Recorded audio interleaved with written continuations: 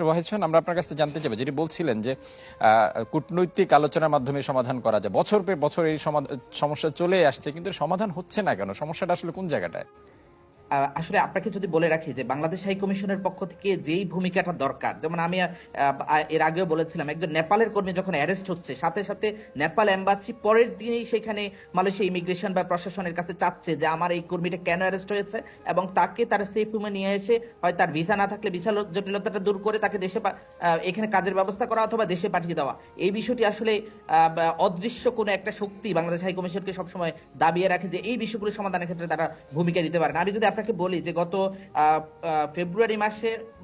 Malaysia সরকার সাধারণ ক্ষমা ঘোষণা করে 500 রিঙ্গিত জরিমানা দিয়ে বাংলাদেশে চলে যাওয়ার জন্য যে সুযোগ দিয়েছে, এই পর্যন্ত প্রায় আমাদের 62,423 জন